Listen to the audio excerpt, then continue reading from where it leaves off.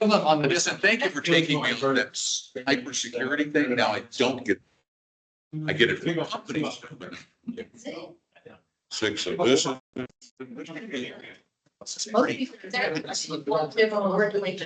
And Jared, are you able to hear us? I am, yes. Can you hear me? I can hear you. It's a little light, but I think it's. I can fix it. Yes, there is. I'll be loud. I can't hear me because I didn't hear. Debbie, are you frozen yet? You take intermittent 15-minute breaks. They're like a coat in the car. Is that, oh, you turned the fan on? Jared, can I get a sound check from you? Yep, hello, can you hear me? Is that better? I gotta crank that up. Quiet. It's all, it says it's on high. You're very quiet, Jared. Well, those are very bad speaking. Let me see. Is the sound? Is that any better? Yes. Thank you. I don't know what you did, but we appreciate you doing it. How about, is that better? No, that was worse. How about that? Is that better? That's better. Great. Still naked without my Apple Watch. Oh, yeah, mine died. Mine didn't charge. I knocked mine off the stand last night. I didn't charge. I left it on the stand all day, but I never put it back on my. I put mine on, it says 9% on it. Uh, I don't think it charged. You had. So I had one originally and it lasted about 2 years. And then my mom's died after 2 years. I'm like, these things only last 2 years. I've never done enough. I haven't keeping enough. I gave away. I gave one of my. Hey, Jen, you. I went from one to. Charles, this is our new console. Yeah. Yeah. Uh, I heard you love to chat. no, Yes. no, leave me alone. That's pretty much what I told her. Leave me alone. Don't send me anything. Let me run a meeting and go home. Yeah, I'm stuck. I don't know, after the first one broke, I'm like, forget it. This is only left. And I'm like, oh. You can replace the batteries at Apple. You know what I think happened? I think it got like. Oh, I just. Patch, All right, it's close enough. Get this thing on the road. What? It's 6 o'clock right now. Oh, well, see mine. Nope, it is 6 o'clock. It's workshop time.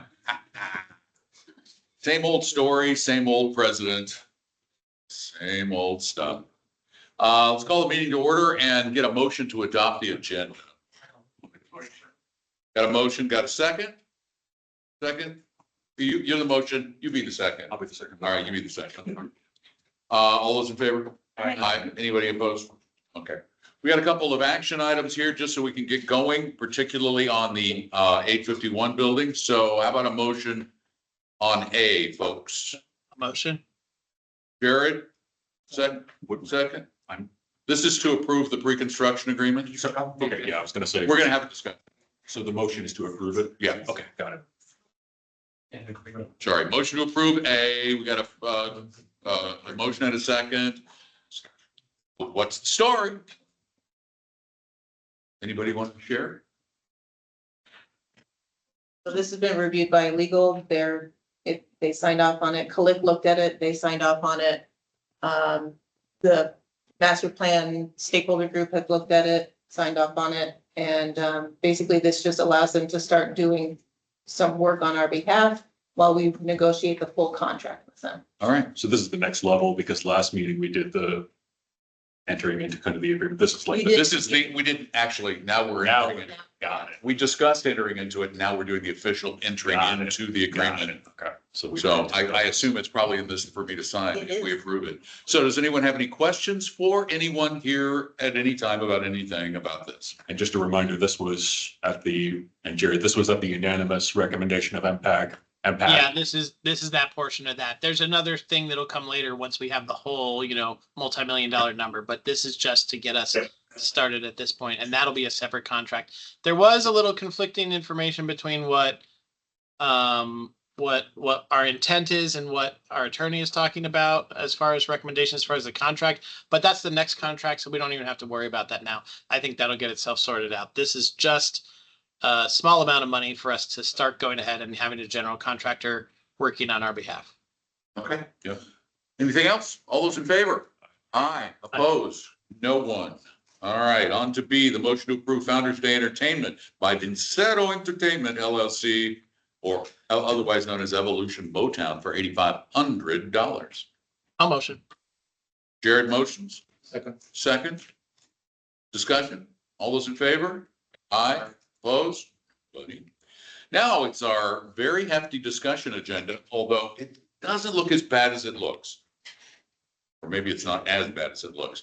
First up is the 851 90% drawings. And we actually got the 90% drawings and the 100% drawings, right? We get got the 100%. So the 100% drawings, correct me if I'm wrong, but doesn't that mean we're ready to go after we get this agreement with the Angelus Diamond toward contracting and stuff? Yeah, that agreement, you will sign it tonight. It will go back to them tomorrow. We will schedule a meeting with them and COIC and the stakeholder group, and they will get the copy of the 100% and they can start moving forward. Them and COIC can start moving forward.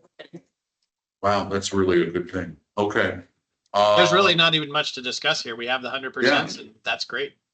So do we want to present some of this to the community, or Yeah, just Or for we not- record's sake, we were going to go through lightly on the drawings, Okay. so that are close here. Let me just do a quick I will leave that to you, review sir. of this as I just pull it up on the screen. Don, we have a member of the audience that This has. is open for discussion. And sure, we're gonna show the presentation and then we can, you guys, yes, absolutely. So which one? So here is the drawings from the 90%. They're going to match very closely to the 100%, which we just received earlier this week from the COIC, as discussed. So from a high level overview, this image below shows the building as is. The areas highlighted in gray are the restrooms and the HVAC room and the community record storage, as well as the large activity room. These items were noted to receive very minimal changes in their scope, as the restrooms received some renovations recently, as well as the back activity room. This was to help with the budget concerns and to allocate funds to the areas most needed. So just as floor plan as well, this is the front door of the building, the main atrium, the exit to the back door, resident services. That's the back large activities room, which will stay mainly the same. Some storage facilities will remain the same. This is the HVAC room and the restrooms. This image below outlines the proposed designs with notable changes, including a larger multi-purpose rooms achieved by expanding the great hall space. This is a significant reduction to the back office space to make room for a dedicated resident service lobby now positioned at the front of the building, and an additional mid-sized conference room where the previous resident service desks was. Additionally, there will be a reduction of private office space and transition to an open floor plan space. This will allow consolidation of the multiple storage rooms off the multi-purpose room into one larger storage room to better effectively store tables and chairs. So again, the front door here, the wall to these meeting rooms was about where my mouse is showing here, about a 1/3 into the room. So these rooms are much wider. We've gone from 3 spaces here to 2, still keeping a foldable wall in, and those small storage rooms have been consolidated into one. This is where resident services was towards the back for better resident experience and new resident experience. It's been located to the very front of the building with an office, or with a kind of a sub lobby here that can be closed when resident services closes without affecting the main atrium. And then all of the back office space has been reduced to include a small conference room that can seat 10, open to the Grand Hall atrium, and has been reduced on the front side as well for a room of that lobby. On this side here, it's broken down all of the different supportive back office desks. The restrooms are noted that they will be losing 1 stall in each due to new ADA requirements requiring the ADA stalls to be larger. They looked at alternative plans of busting out walls to expand it. It just wasn't in best interest to the budget to do that. And then they made sure it worked still with the ratios for the room capacities. There is notated at the front, there will be adding an ADA ramp to the front entrance of the building that currently does not exist. And those are the main changes that you're going to see to the building. There is a rendering of what the front, this multipurpose room, or AKA the boardroom, would look like from the very front corner. This is where the board was typically sitting in the past. These are the windows to the front and of the side. Much bigger space. That's the pole, that round pole is the pole that's currently in the lobby. A second one back, kind of where this wall is. Yeah, but no, the room started about here where the ceiling raises before is where the room So started. it's dramatically Bigger. And the front room, actually, if you can see right here where this door is and that one is, that's where the foldable wall was. So the front room is larger in all sizes, or in two directions. So the need to open this up for board meetings won't often be required. So we will have, for big events, the capability to do much bigger events, like when the foundation does an event, it's like 30% more space. As that room was much longer and narrower, now it's wider. So it is by square footage relatively the same, maybe larger. We haven't done Yeah, it looks larger. analysis on it. Yeah. Because we had storage before, it's just in a different spot. It was inside those rooms, so those storages were here. So when you walked in the door, you had these little corridors to get to the rest of the room, and these were storage in here that were hard to use. So that all has been blown out to that big pillar. Much more. The ROM, does that have also like because we're gonna have to get tables and stuff to actually, for all this new space, like things that were not necessarily set up for in the previous 851 footprint. So is that something that we'll contemplate outside of this, I assume? So Or is that- if, these designs with Colic have involved the furniture plans. They have, okay. Yes.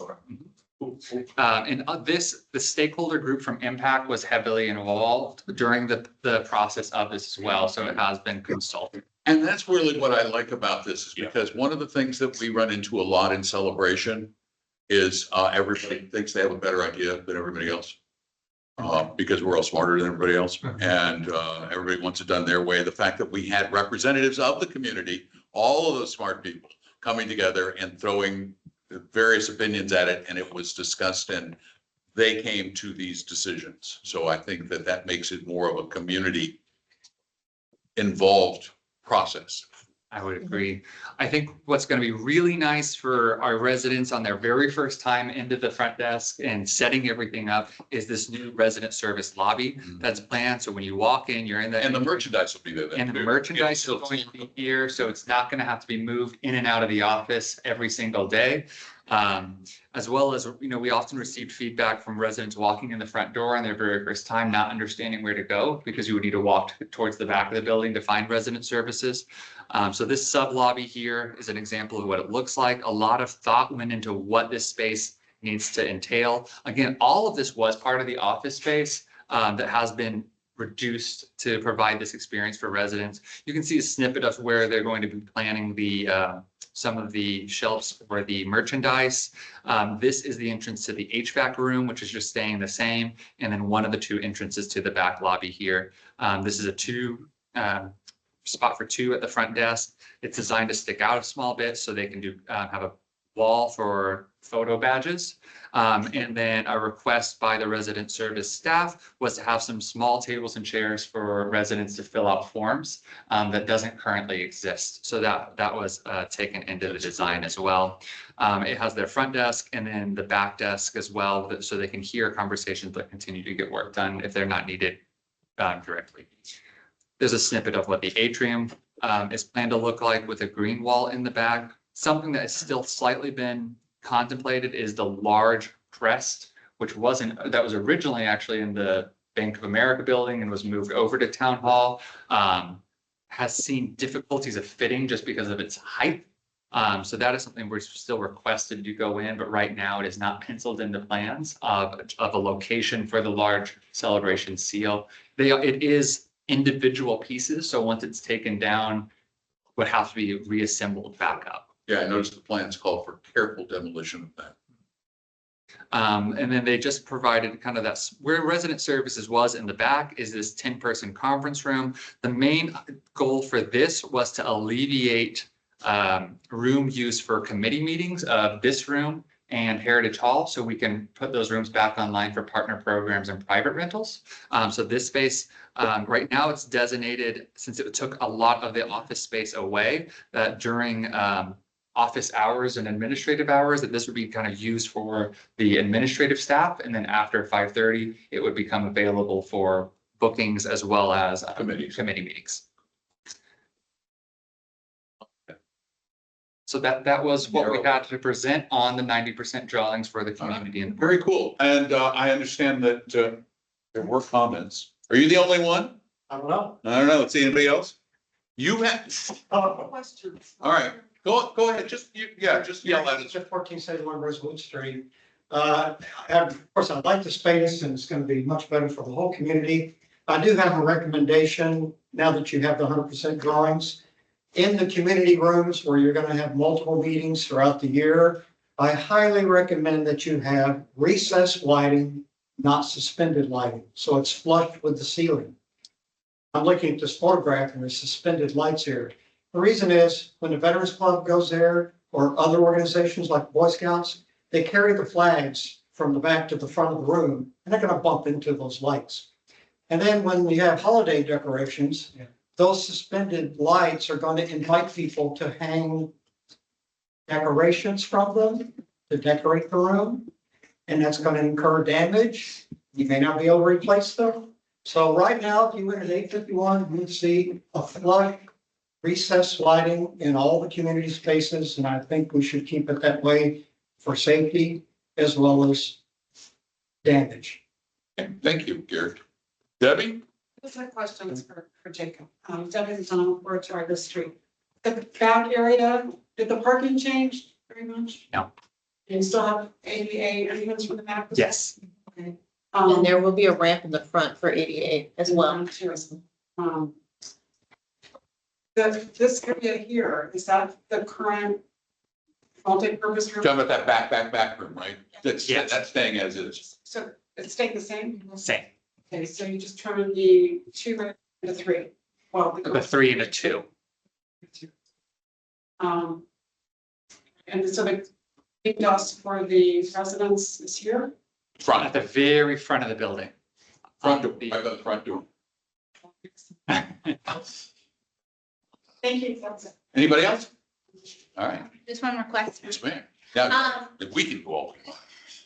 For the Monday Matters update, since you did such a great job, Jacob, like explaining all this, if you can reference like the video, the Yeah. meeting in the Monday Matters update, then any resident, all they have to do is literally watch the first 10 minutes and they'll have a good idea of what's going on. They do that, and I'll try to see if we can reference even a timestamp. on Yeah. it. So thank you for going through. it. Thank you. Yeah. Any other discussion from the board? It's not a voting thing, it's just a discussing thing. We had a request on item Q. Requested that we move it up the agenda because person involved is up there on the screen. So tell me about Q. So a few months back, we talked about entering into a memorandum of understanding about who's responsible for the sidewalks and the trees and the easements that surround CROA property, because there are different rules governing those versus single family homes.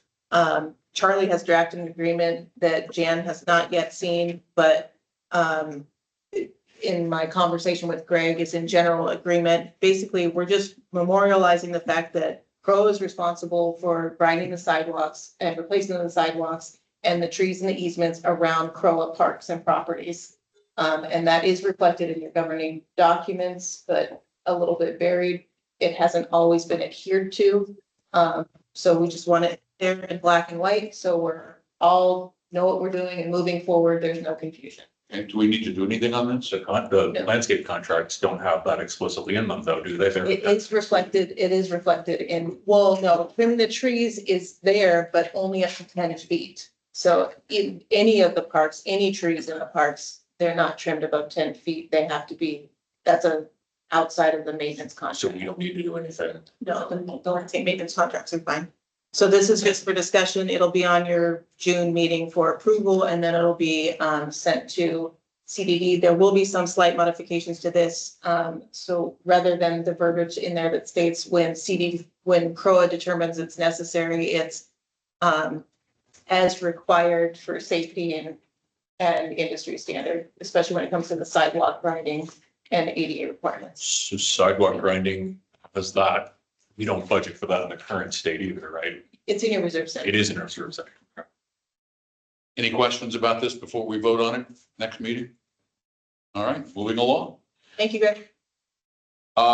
B, email protocol. This is Jared's, I believe. Jared? Yeah, I wanted to, I'd like to recommend that we take an approach because I know we've switched to everyone using emails from committees to board members to everyone. And I think that's a great plan. And I definitely support that and like that we're doing that. I think we need to go one step further and have a different naming protocol for board members versus committee members.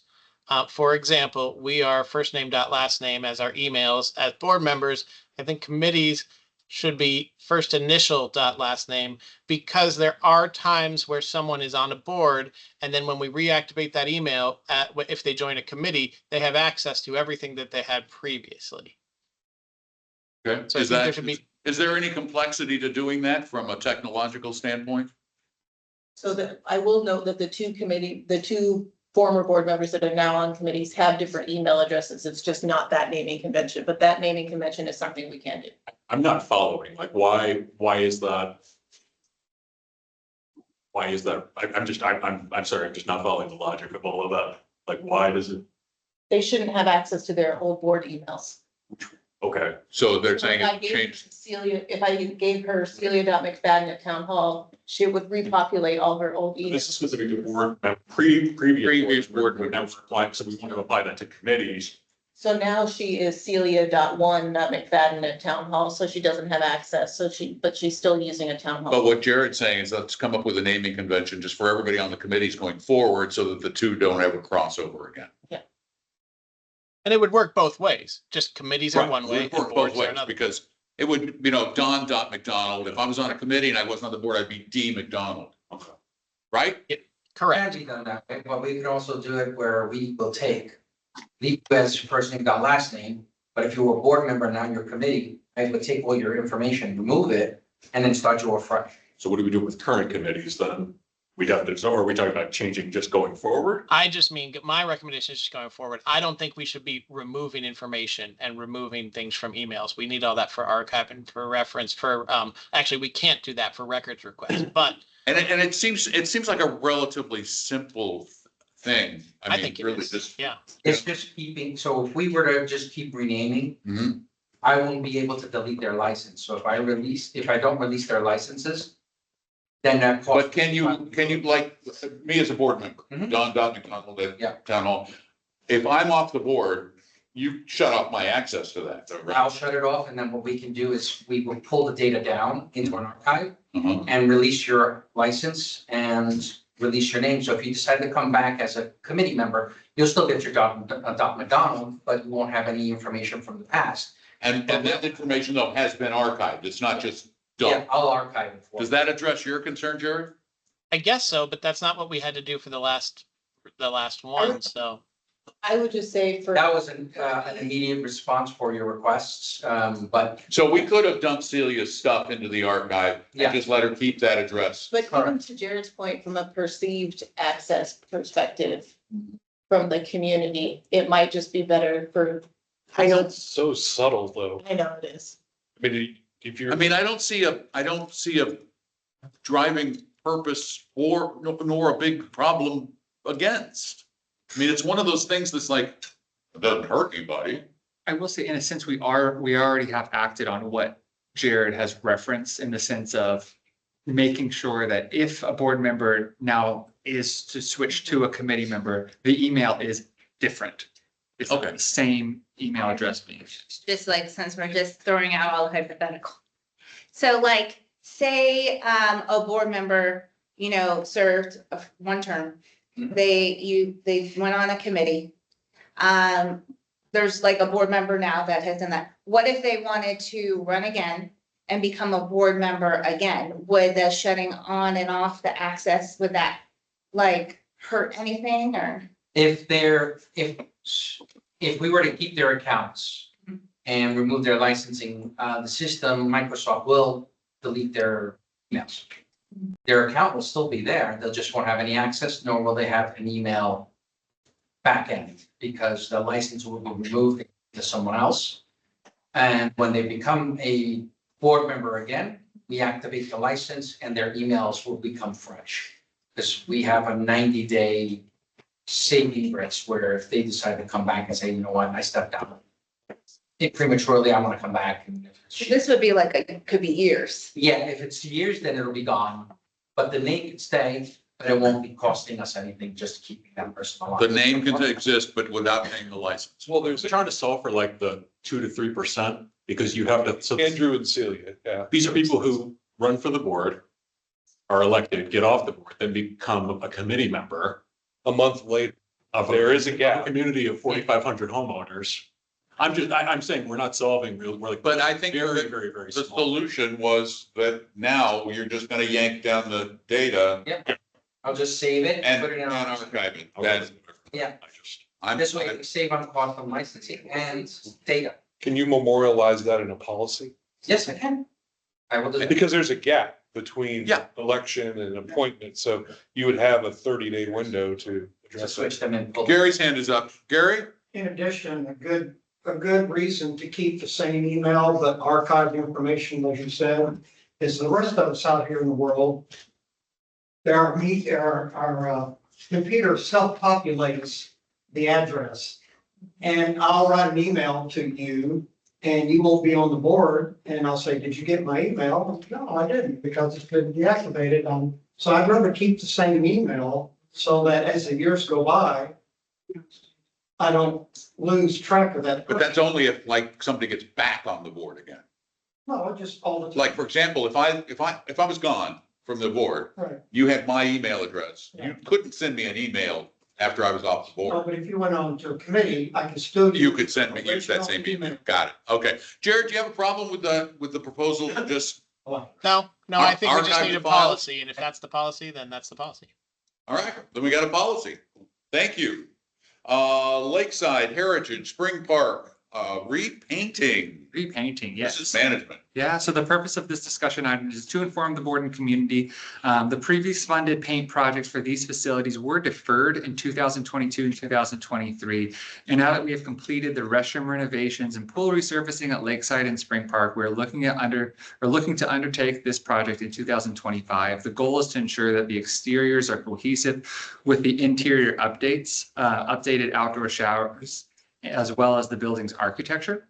The pool amenity paint RFP is now live on our website and applies to buildings outlined below, to buildings including the Lakeside facility that we're in now, the Spring Park Pool House and Heritage Hall. And in your discussion items, it's all outlined the reserve lines that these are funded. And this is all reserve stuff. Yep. What's the time horizon for these? The 25 or 6, so these are for this year.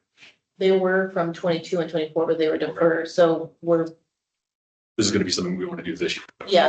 the RFP was issued, it was a 30-day, open for 30 days, and then, so I anticipate it being in front of July. Question though. I'm, the one thing I like, if the buildings need to be repainted, that's fine. And I'm glad this is out there, but I'm not quite sure about like changing the color. And like, how would we go about knowing the right color scheme? Like, I feel like everything was designed purposeful and I don't know if we should be changing the exterior color. What are the thoughts on the color change? ARC. Yeah, if there was a color change, it would go through ARC. We still have to file an application for the same paint color. Yeah, I'm wondering if we could get like our, if Jeffrey could consult on any color changes, since he has the historical background. He's a, yeah. But he doesn't necessarily consult on all exterior changes. So I know he didn't consult on the tile. So I want, if we're going to change the color, I would feel more comfortable if he would have some sort of input on the color change. Or if we should even just stick with the same color, like what his thoughts are on that. We're changing color? Yeah, they're talking about, Discussed, yeah. they're discussing changing colors to, And there is a proposal by Colic to consider changing the color at town hall as well. So this is something that we would look into before. So yeah, and I like the idea of having Jeffrey look at major color changes anyway, because he was an original architect. That makes sense. So Makes perfect sense. Anything else on this? Nope. Lot D project, practice field recommendation from the rec committee. What are they recommending from the rec committee? So the purpose of this discussion item is to seek the board's input to continue research and development on this initiative further. So the current challenge is that the natural turf fields at CCFC are currently used at a unsustainable high level. The heavy usage limits the natural turf's recovery time, leading to significant wear and tear, hindering the overall conditions of the field. So this is a proposed interim, or the proposal is an interim practice field on Lot D. Emphasis on interim, as this is not meant to be a permanent solution or use for Lot D, just as a use for Lot D until future plans matching maybe impact. Are they talking about over where the parking is? Yes. So where the parking is often, and that's kind of one of the kind of dual steps of this, the dual purpose of this would be that often that field is used for parking for a lot of events out at CCFC. And there is about 9 sable palm trees sporadically through that field that cause issues and safety concerns when trying to park vehicles in that. So the idea would be to remove those 9 trees, fill holes, and then plant fill the holes and replace the trees with bahia, which is the grass that's out there. It's a non-irrigated field, and it would stay non-irrigated. So it's really just making it, instead of just a lot that it is now, just a lawn. And this is in part to allow the fields to go dormant for a while and heal? yeah, so the fields should be resting a certain number of hours per year. They're not getting that rest because they're. Yeah, they are. Frequently. Shoot. So creating a practice field would allow some more rest time to lessen the cost of maintaining. The sable palms are the ones facing the golf course, right? And that's primarily there, or am I thinking of? These guys. They're the same style of palm that's on the boulevard. It's the They're- Florida natural. They're spotty. Okay. It's the Florida natural palm. They weren't planted there. They just naturally grew up there. Are we talking about putting grass on all 3 lots, basically? Is There's there, bahia there. you're just gonna clean it up and let it grow better? Okay. Yeah, fill in, and it would not be doing the whole area with sod. It would be if there's a big hole or divot, putting dirt and some sod on top of that, removing the trees and replacing them with some dirt. So trying to be a very low impact to, a cost-effective project.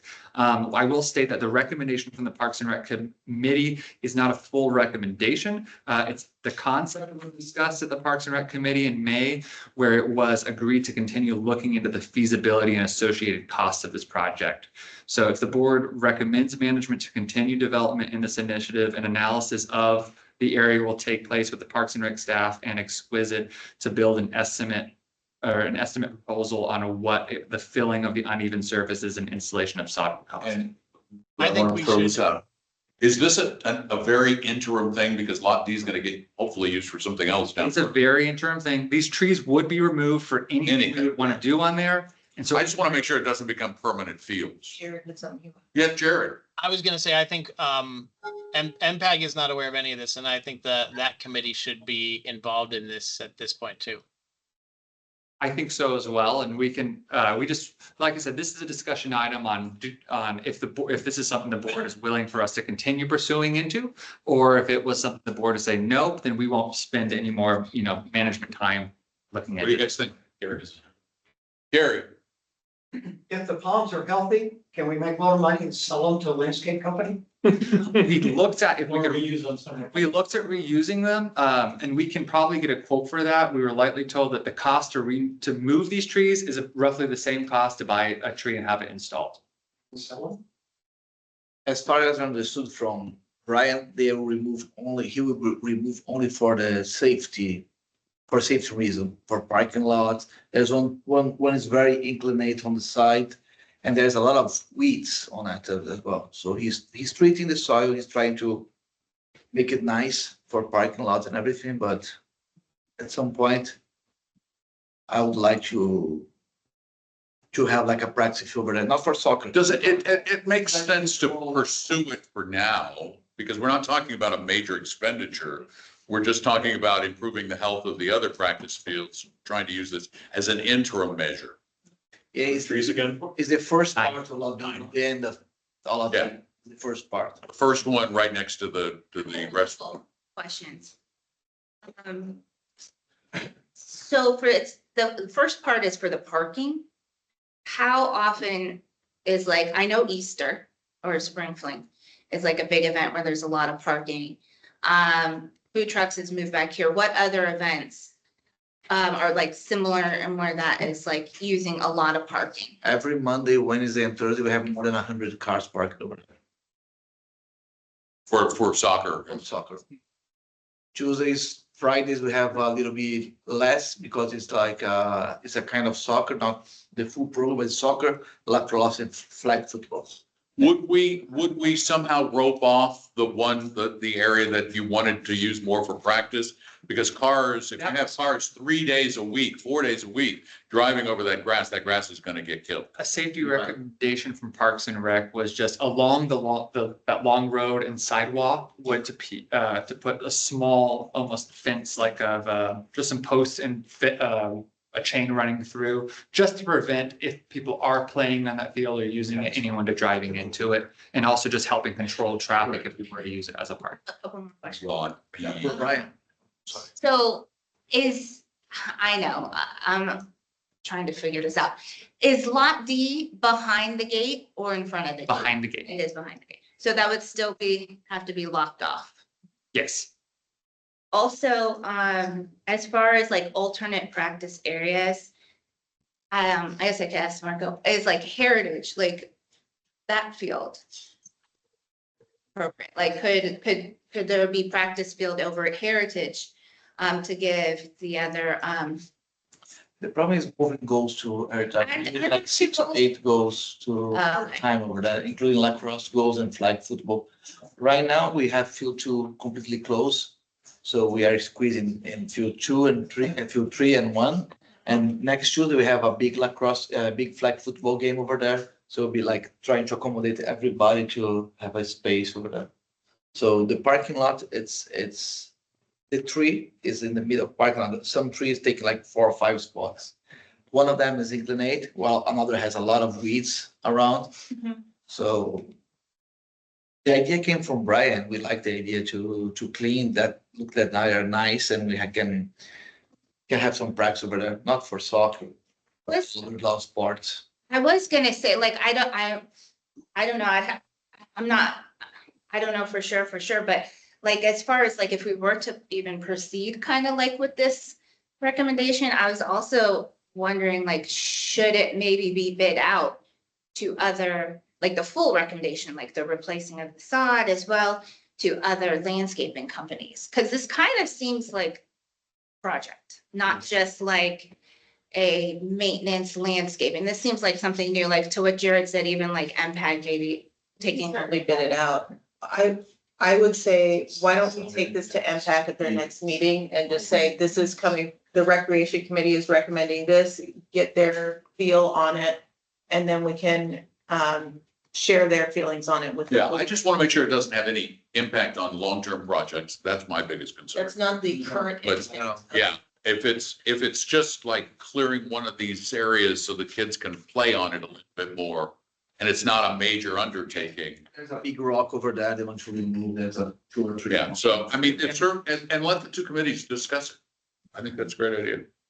Everybody okay with that? I do think, I mean, it's interesting what Gary said about selling the trees. I mean, maybe that could be part of this. Yeah, Okay.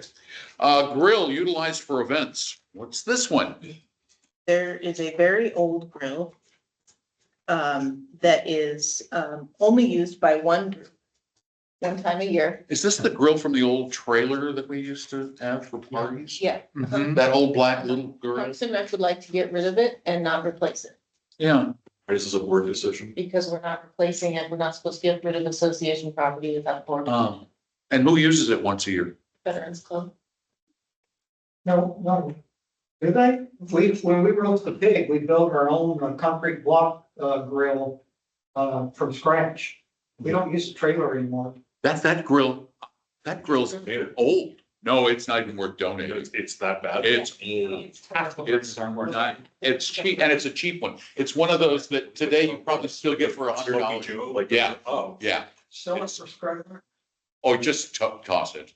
It's not even worth selling for scrap iron. So would that be- Anybody got Would a this be problem? an with that? action item or is it? No, it doesn't even need to be an action item. I think it could be a consensus. Yeah. Do we have a I agree. consensus of this board to get rid of the dang thing? Yes. Yes, okay, thank you for asking. don't believe it. Splash pad, what? Nothing. I'm just surprised. Splash pad plumbing and electrical. I assume we're paying money for this. So this is just an update on this project as well. We just received, while we're providing an update, we just received this stamped information that we have this stamped engineering drawings. That was holding us back a couple of weeks in the timeline on this project. So now that those engineering drawings are stamped, they're going to be continuing on in the permitting phase. When we presented the splash pad project, there were two items that were not included by the vendor, which was the running of the hookups for the plumbing and electrical. We're working on bids for that. We have most of those in, and they'll basically just be on your next agenda for approval. This is more just an informative update. Any questions about splash pad stuff? Okay, moving on. Lakeside kiddie pool concrete work. This sounds like another one that's just informational. This is more informational. So when we were discussing the scope or building out this splash pad, their splash pads need about a 6-foot concrete rim around them.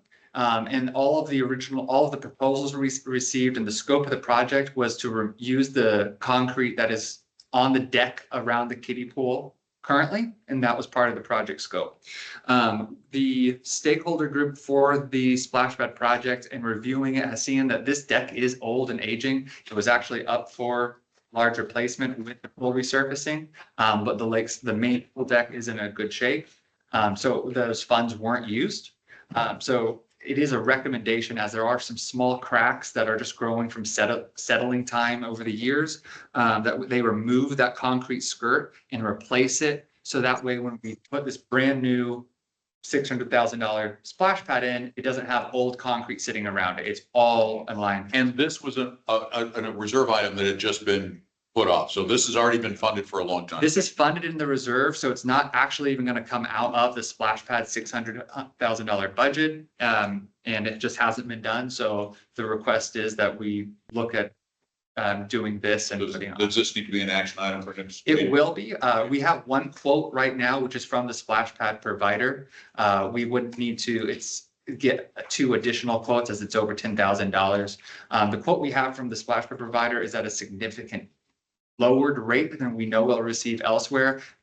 Reasons for that are they're already going to be located on site, already going to be doing concrete work in that location, and they wanted to provide a really competitive bid because they don't want any other vendor inside that site while they're doing work. But we are still going to get additional bids. So versus a change order, we do have to bid that out, is what we're saying, because of the cost, or? They could do this. This could be as a change order. However. But could we fund it out of reserves as a change? Yes. Order? That would. Yeah, so we're just to keep lines clear, we're making it a separate project. Okay. Makes sense. Makes sense. Sure. All right. Thank you. You're We'll welcome. look forward to that. Yep. Sale items for the porch and yard sale, the grill. Palm trees. I'd like to read the furniture and try to sell some of the furniture at town hall at the porch and yard sale. Oh, because we're gonna replace it with new furniture. Uh-huh. So we're gonna have a town hall porch and yard sale. Yeah. Wow. In celebration history. Yeah. What, so it's just the furniture, right? Just Yeah. Furniture and as well as the 2 grills that were removed from Island Village. They've just, More- yeah. So they're sitting there in good condition. They need, I mean, they're designed to be built in, so we can't use them really for events because they're built-in grills that are just, Yeah, but that outdoor kitchen I've been wanting. so.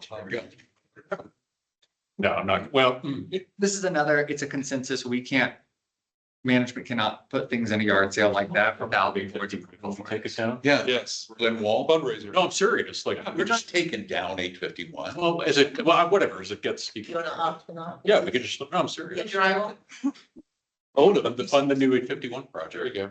just for knowledge, You Jared can- had to jump off. Bricks. Huh? Jared, Jared what? had to jump off. Jared jumped off. Okay. Can we get Are, a, are we all okay with this? Yeah. Yeah, okay, we got a consensus.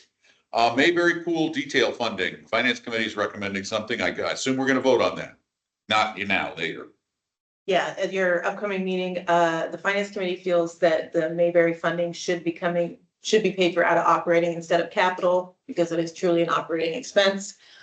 It was originally pushed to capital, because it is not within your approved budget. We will just note from a management perspective that your operating fund balance is very low because of the overages over the last few years. The $195,000 from the town hall remediation, the $90,000 last year from the mulch that wasn't funded. Mulch area.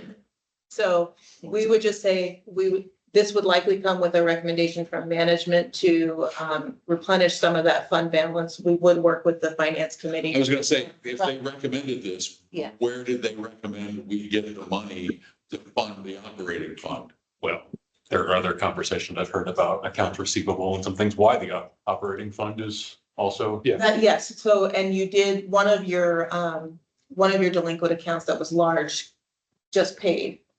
So Is that gonna help? Is that- that will help, but it's not gonna fully address the low fund balance. and the issues come at the end of the quarter. So when the due, when we're waiting for the next set of dues to come in, there just needs a fair amount, that slush fund just to Yeah. pay the ongoing bills in the association. It was a well-funded, but those few large expenditures over the past few years removed that buffer But we can move money though, Okay. out of capital. out of capital into operating. Yeah. So I would assume that's what finance would suggest we do. They're saying move. not at this point. Where are we gonna get the magic money? So we will continue to work with them on that recommendation. But yeah, just so this will be on your next agenda. Mr. Jackson. Yeah, exactly. Sorry. Everything gets paid. Yeah. All the fine, everybody's getting fined. We're finding the whole dang town. You're getting a fine, you're Plus- fine, you're getting a fine. Plus interest. This is pool, all right. This is the pergola. This is the pool. Lake. It says pool detail fund, so this was, okay, I thought this was about pool, okay. Oh, this is about. So- Literally Yeah. the pool. Yeah, the Mayberry contract, we got it over the summer. All right, onto pergolas and arbor repairs. I assume this is for Spring Lake. No, this is a lot, this is almost all of the arbors or pergolas or trellises throughout our parks. It's 10. This includes Trumpet Arbor, Longmeadow Arbor, Cane Arbor, Downey Place Arbor, Hippodrome Arbor, East Lawn Arbor, Spring Lake Playground Arbor, Spring Lake Grove Muse Arbor, Heritage Hall Dumpster Bay Arbor, Lakeside Signage Board. There is funding in the reserves for this on an annual basis at $30,000 or at $30,990 with a 3.3% increase year after year. This is another one. There's an RFP currently on our website or live for this. We have vendors bidding on this currently, and you'll be seeing this on an upcoming board meeting. Lakeside? What, did you mean this sign or the actual? Down by the tennis courts, there's a, Oh, that. The art, Oh, yeah. Yeah. it's that. Are you pairing C with J? So if Yeah. there's a pergola with Lakeside Heritage or Spring Park? They're bid out separately, but vendors are invited to bid for both. Yeah, because Lakeside Heritage and Spring Park are mainly the buildings, Right, but if there's scale, right? something like that. So the RFPs were issued at the same time and Great. vendors have been encouraged to Good. bid on both if they are capable of doing both. And we did consult on, and that's why the RFP for the 3 building paintings is listed as one, because we did ask if that's going to be better on a bidding perspective, if we did them separate or together. Did them together as arbors are different and there's a lot of need to take on those. We kept it separate in case we find a vendor that's better with that type of work than painting work. When was the last time those were done? I don't even remember. These been a long arbors, time. they've been kind of done here and there. Our maintenance team has provided some painting to them, but it's just time for a full review. And this is gonna put everything on the same cycle too, Yeah. then conceivably. Well, we have 3 very interested vendors right now. They're looking at the scale of the amount of wood replacement.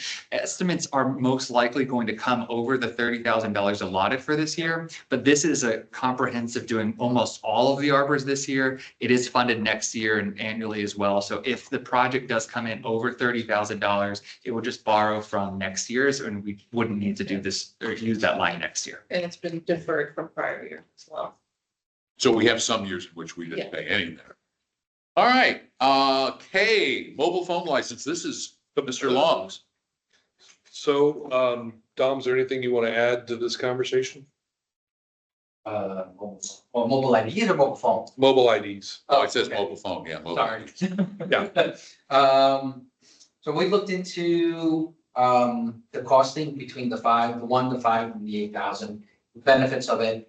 And also we started doing a, review of how many residents actually use our amenities within a 6-month period. The numbers came out to be about 4,000 residents within a 6-month period. This is the snowbird period, where they all come down to Florida for the nice warm weather. So that shows that it's only less than a quarter of our residents actually using our amenities. That number could be wrong in percentage wise, but give a percent two off, give or take. With that now number there, it doesn't seem to be feasible to go for a full 8,000 cost benefits with the MSA product that they're willing to give us. Just to explain the cost benefit, if we were a more proactive or more residents using our amenities, the 8,000 would cost us 59,000, but the MSA contract would have been capped at 8,000, and we could increase as many licenses we wanted, or IDs in this case, we wanted up to 30,000. So if our residents were to ever reach a 30,000 population, we wouldn't be paying any more than what we're paying for the 8,000. So that's only just for the contract, not the licensing costs. You want the long story short? Yes, We recommend 1,000 licenses be purchased, and then that cost. And the licenses are only for those residents that are using the digital ID. Yes. If they're using cards, it doesn't matter. So What's the cost on the 1,000 $12.50 per per license. license? So $12,000. $500, yeah. It was also, That's on the cost as well. yeah, if a resident wanted the digital ID, they would pay the cost, whatever the. They pay for a card too, though, right? They're given a card free in the Then beginning. this next one you get. I went back and looked at the contract when we did this in 2020, Gallagher. They only allocated X number that's why we're paying the incremental cost for these, right? Is that Yeah. why? Okay. And we've checked that contract again? Yes. So, okay. So this Debbie, Just a question. So when you get your resident ID, if you lose it, you have to repay. When you get all these on digital and everyone gets a new phone for Christmas, it's gonna make you guys crazy. Do you have to go in and? we just reissue it. It's a simpler, actually, it's a lot simpler. Well, yes, it is additional work for the rest. Yeah. Yeah, you're gonna have to let us know that you've got a new phone. You're gonna have to communicate that. Yeah, Yeah, and you just get an email. the good news is we'll be dealing with technologically savvy residents, so they will hopefully understand. Yes. That's a whole question, but we want to get the ball rolling with 1,000 licenses, and then if we are using more, that's great. Yeah, if we get a great uptake, then we come back and visit how much we want to buy. It's the next batch. I would imagine though that if we want to go to 1,500, it's going to be $12 a license. We'd have to buy another lot of 1,000. Oh, you have to buy them in a lot of 1,000. You Do can't. 1,000, 5,000, or 8,000. We don't think it makes sense to shell out $59,000 for. No. Yeah, so Range, so you can't go to like 1,100. You can do 1,100, you can do 900. on Just the our pricing. first Yeah. purchase. Yes. On the How first much does it issue a physical ID card, like 50 cents, 75 cents, something like that? At the Our cost? Yeah, our, Our cost. Our cost per card. Our cost per card on the digital. Physical. For the physical card? Yeah. They're about $7 to $8 a card. Yeah, They got an RFID chip There in are them. chip cards. Yeah. Yeah, They're more $78 for now. physical, 12 for the digital. Yeah, having lived with the digital for 6 months now, it's wonderful. So we decided we just want to phase out, well, never mind. No, we no, don't. not going Yeah, there. Not going there. This is an over and above. Yeah. In 5 years' time, when everybody's, So this will come to us as a recommendation yes, vote. For the south. for the, Physicals are built into the budget year after year, as well as updates to the. after a lot of work. Yeah, I bet. Okay. We'll be talking about that in 2 weeks. How about the engineering roof inspection for South Village Townhomes? We need to know something. This is more informative for the board. You're going to see it on your next item or next agenda for approval. South Village Townhomes roof is up for replacement in their reserve funds. Before we start that project, we have an engineering firm come out to write the scope of work and assess the roof for the 39 townhomes in South Village. The scope or Karen's engineering proposal and scope is in this, and it'll just be on your consent agenda at your next meeting. And the committee's been engaged on that. The committee has requested that we look into this. We are working on this as it will be a difficult feasibility with their current financial. Yes. And the next one, you guys, what are you guys asking for time off? No, It says No. closing early. it's Those are the a, amenities. Oh, so you're not sneaking out early. Oh, Why are we closing the amenities early? so on July 4th, all towns hall staff works starting at, and it's in 2 shifts, from 6:30 in the morning till 11 PM. So it's not about us leaving early or I'm anything sure. about that. This discussion item is due to the traffic and festivities throughout town.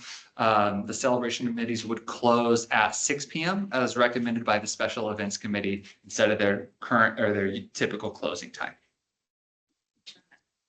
So last year, this was an issue, I think we discussed it as a board via email, and the way that we left it was management was preparing an alternate budget utilizing temps for part of the 4th of July setup to help keep the amenities open. So is that what, like how, If we have volunteers, the problem is the volunteers can't drive our vehicles. This is coming as a recommendation of the Special Events Committee. Mhm. We can certainly So, try to accommodate to leave them open. It's more and more difficult on that day to get around and to fully run this event because of all the different locations that we're at in downtown and the safety and security issues that we have. I get that with the, like with the park monitors. I know last year that was a big thing in case, the park monitors needed to go to like Island Village, but now we have Mayberry. Won't they be working on 4th of July? The pool, yeah. Yes. As well as additional detail. And then as far as like closing the pool, can that be done, like locking it up electronically and not physically having to lock it up? Like if Mayberry is able to like monitor the pools with a need be, and then as far as like locking, like securing the lock at night, can that be done electronically like this? There are We multiple have, functions that are locked by the badging systems and additionals are done by keys just for safety. I fully understand and think a lot of your points are valid. This comes, from the Parks and Rec team and their logistics as a recommendations. I see both sides to it. I'm just trying to figure out like what would be required by staff if we kept the pools open their normal hours? Like what additional work is required if we have Mayberry and they can be locked electronically? We can circle back with the team, and if this does continue to be an item that needs to be presented, then we'll make it an action item to have discussion as well instead of a consent agenda. yeah, let's do that because, if we've got Mayberry now, then the safety issue is ameliorated. And 4th of July, it's like when people are off and want to go play and your pool's closed. Yeah. I think this might have come from the events committee before we initiated the Mayberry. I think so, and it may be more located for this pool. I think this is the only, because of all that's going on downtown. This is the only pool because I don't worry about Spring Park or East Village or North Village. We will happily take this offline, dive into it deeper. If it still needs to move up or be a recommendation, then we'll. Yeah, what do you guys think? Point. Yeah, like, if you could like kind of Okay. look into some of the like. Absolutely. Yeah, I think that's, So sure, yes. are all of those gonna be open other than Lakeside or? Well, then they're gonna discuss it with the committee. Well, what did we do last year? We closed it. We closed all of them. Mhm. Yeah, that was a guest satisfier, big time. That was a hot one. So even if we could just make 2 or 3 open in good faith. Yeah. Last And year, utilize Mayberry. Lakeside was left open because like staff was here and part of the problem was staff being, from what I understand, being able to like get to the pools as far as park monitors. But now that we have. Yeah, 'cause it's total Mayberry gridlock. on site, like, they could, maybe a person needs to be stationed at Island Village on 4th of July, you know? But like, yeah, to kind of like shut down the pools for all residents on a, like, that's kind of like the time people want. I agree. I think that's like when you want to play the pool. Very good points. We'll move forward into investigating that. Thanks for, All right, now on to this, these have just got to be, are we voting on 6 chairs? Again, these are just so that. Is this consent? This is These are consent. all stuff that it's gonna be on consent. Okay, so rocking chairs on consent, everybody good with that? Beautiful chair. Yes, beautiful. Replacing pool umbrellas, everybody good on consent? Yes, how about pool and fountain maintenance vendor?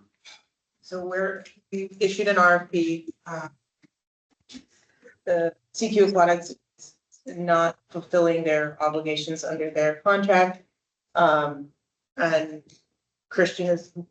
This is main, yeah, this is, I do want to preface though that, you know, pool safety is still a top priority and the pool chemical levels are still being monitored and at safe levels. The main issues that we're facing with CQ Aquatics is when it comes to responsive of reporting repairs and following up and making sure repair work is completed. As that's often done by a third-party vendor that in contract, all of that management of those repairs should happen by our pool vendor. Right now, a lot of those, we are reporting to that vendor that then they're sending it off, but not following through that they're done. So we're having things that are long outstanding of broken items. Yeah, and they actually told us to our faces that they were checking these on a regular basis. Yeah, So they did. They came right in and said, we're gonna check these, like every day. So the RFP was issued and closed. We got 3 declines because of the scope of work. It's a big job. It's a big job, 7 days a week. You have to start early in the morning because 2 of the pools open at 6. So 3 companies declined, 2 were non-responsive, and we got 1 responsive bid. the And it bid we wasn't have, much higher than last. it's not, no, it's very, very small as far as the increase to what we're doing now. The bid we have now, it comes from, you know, very good recommendations as well as our pool repair vendor that we've worked with for years here, on previous property as well. They actually, we asked them about this vendor and they had very high recommendations about them as well. So we're feeling comfortable with the vendor. And we change. may have to go with one bid because we don't have any other. Can we bring them in? Oh, yes. Oh, yes. Yeah, I think we need to look at them, we need to grill them with some. Well, it didn't work last. They also maintain the Marisol pool as well, so they do know, they understand the celebration expectation. I don't, if possible, I know Christian has kind of mentioned this to me too. Can he be present? If Yes, it's not he'll be gonna here. Yeah, Moving on to waste management change to recycling tip rates. They want to charge more money? Yeah, this is just notice. It's not gonna impact resident rates this year. It will impact your rates next year, but we just want the community to be aware that waste management is changing the fee, not celebration sanitation. Because they take them to waste management. Yeah. So when they empty their trucks, that cost has gone up. when they what? When they take the trucks full of garbage or Oh, waste yeah, yeah. to waste management, the cost to unload is increasing. So recycling or waste? Recycling. Do we know how much that is in the contract each year? What that portion is in the contract? I don't off the top of my head. I do know that recycling shot up for everybody else last year. Yeah. Ken from Celebration Sanitation was able to negotiate a much lower increase because of their strong recycling program. And clean flow. It went up. Other facilities saw about a 5x increase on recycling rates and a lot of programs stopped, but From what I understand, it's because China stopped in. They stopped taking our stuff. yeah. Right, and so now it's all going into the same place, so theoretically, recycling isn't Yeah. always happening the way we all hoped it would, so is it a service we want to continue? maybe a question. The But real- we're okay for this year. Yeah, the Sure, real sure. benefit has been that Celebration Sanitation's emphasis on making sure it's a clean flow and recycling, and the recycling items going in are. Great job. Yeah, they did a good job. Anybody from the audience have anything else from this huge studio audience that we have here? All right. Do I have a motion for adjournment? Motion. Second. Thank you all so much. 7:00. Nice. Oh, wiggle. Over 2 minutes. Good news is.